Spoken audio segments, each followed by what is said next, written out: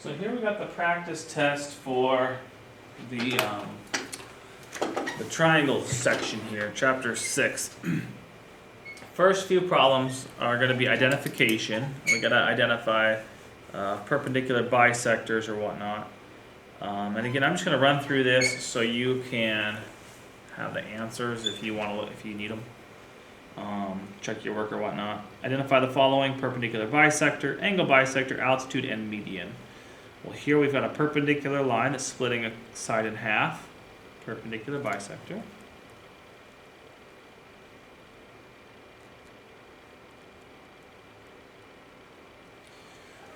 Here we have it looks like an angle being cut in half, angle bisector.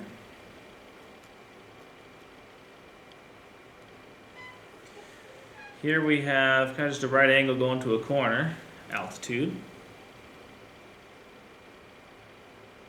And here we have a median. One thing to remember is you can use your notes, so make sure your notes are accessible for the tests. Solve for the variables. Okay. So given that DF is a perpendicular bisector, we know it makes a 90 and it cuts these guys in half, or cuts the side in half. And if that's the case, then we know these guys are congruent. So we can go 3x minus 9 equals 9 plus 2x. And we're just ready to solve. Minus 2x both sides. And then we're going to plus 9. And we have x equals 18. Boom, done.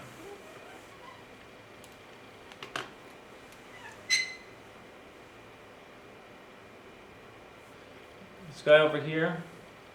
Now I think in the practice test it does have that little box, and the reason why I'm going to talk about. Find x given that AD is the angle bisector. Angle what? That's a typo. BD. Angle bisector is supposed to be this guy. Sorry. I better change that. Anyway, the deal here is ABC is 8x plus 4. ABC is the whole deal. This guy is 3x plus 10. This guy is also 3x plus 10. That's why it has a little fuzzy box there. So now we can say, hey, 2 halves make a whole. 2 halves make a whole.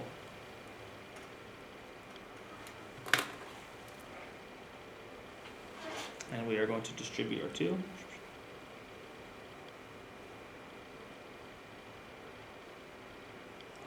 And just solve away from here.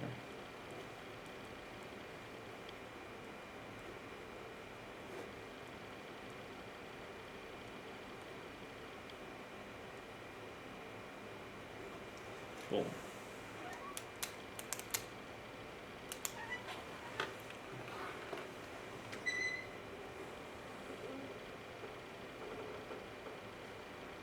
And C, this last guy. Find x if VU, so VU is the whole deal, is x minus 5, and JU is x minus 8, given that JT is a median. Medians are going to cut that in half. So, same thing that we just did. We got 2 halves make a whole. So we can go, I gotta find a spot for my work for this. I'll put it above it. 2 halves make a whole. And from here, it's just distribution. And slowly but surely get our x by itself.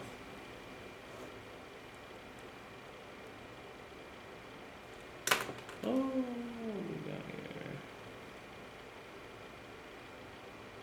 So it looks like x equals 11. Bop, there you go.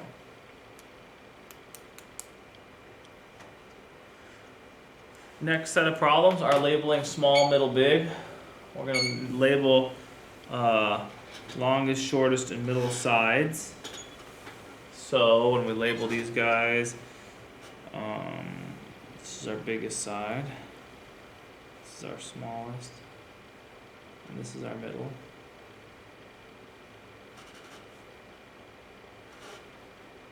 Biggest 120. Oh, these guys are equal.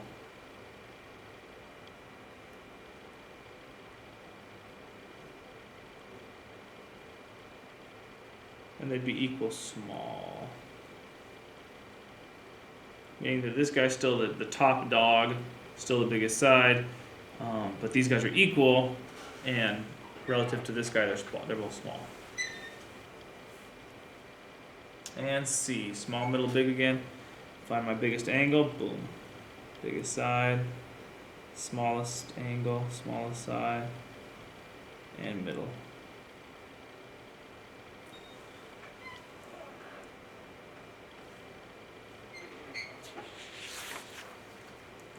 And the back, number 4, label the angles. So this time we're going the other way.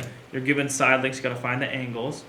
So biggest side, biggest angle. Smallest side, smallest angle. And then of course middle.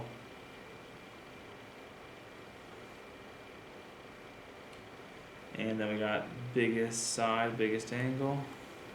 Smallest side, smallest angle. And then of course we got middle.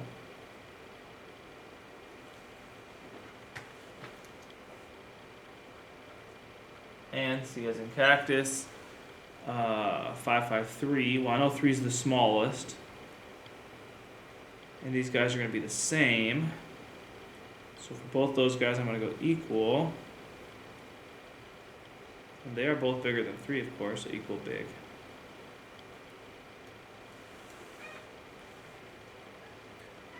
So if you were to write that on, say, a test, I think the test says something like order them from smallest to largest.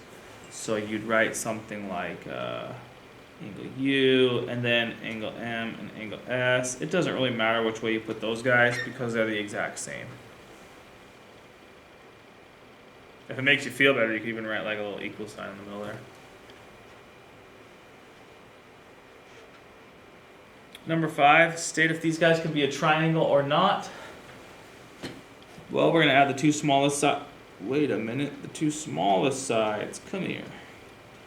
So now we've got 45 and 49, 74, and that is bigger than 65, which is my biggest side. So triangle here. B, I add these guys together and I get 38. 38 is equal to 38. Is that good or bad? Bad. Not a triangle.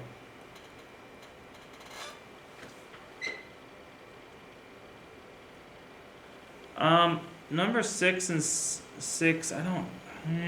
Well, we're gonna run through it because I got the paper here. I'm not exactly sure if your practice test has this, but that's okay. So, if two sides of a triangle are 5 and 12, what's the third side? Well, remember this. We subtract our two numbers here and we add our two numbers here. So we have the 12 minus 5 is 7, 12 plus 5 is 17. Boom. So 7 is less than x, which is less than 17. And we're going to do the same thing down here for 6b. So I go subtract the two numbers, add the two numbers. Cool. There we go. So x has to be somewhere between 19 and 35. All right. Hopefully that was helpful. One other thing I will add is your test, I think, has a triangle mid-segment question on it. So make sure you've nailed the IXL from the other day to get that that relationship in your brain. All right. Thanks for watching. Have a good day.